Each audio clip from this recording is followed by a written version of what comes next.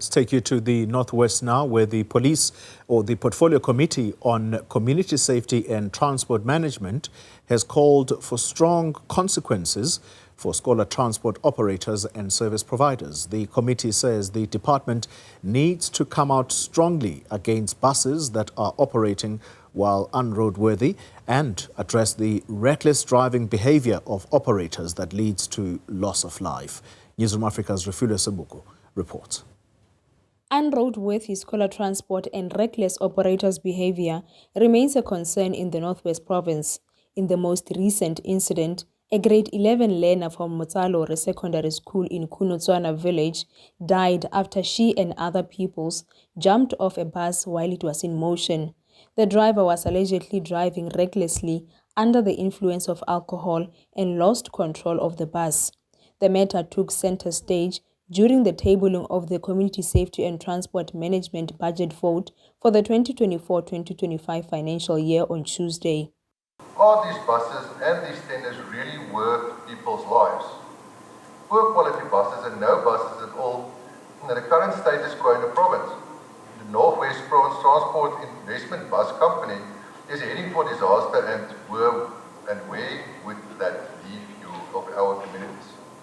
The practice of the Department of Community Safety and Transport should be safeguarded.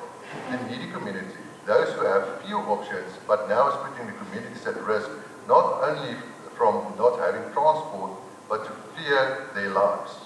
A province that puts profit before the lives of our children is bound to suffer. Month after month, there is a new headline about a failed scholar transport system in the country, with Northwest leading the pack. With the latest being, as the MEC has mentioned, an incident in Zeres last week where an allegedly drunk scholar transport driver drove like a mad person, leading to a child falling out of the bus, resulting in said child's death.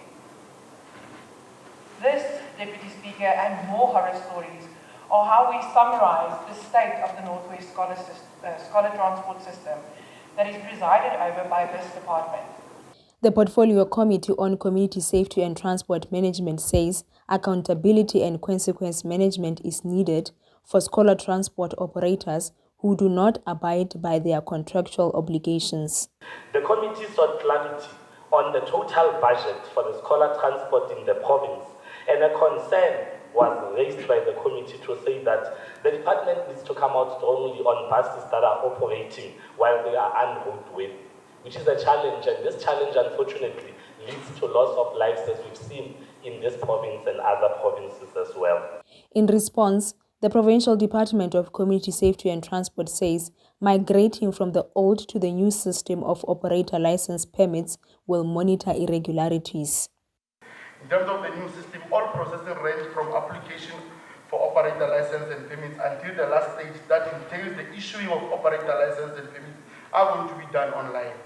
When an operator submits the new application, the system shall acknowledge the receipt by way of an SMS, and further processes and procedures shall be outlined for the operator to understand. There shall be no more contact between the operator and the adjudicating committees, as all processes shall be done online.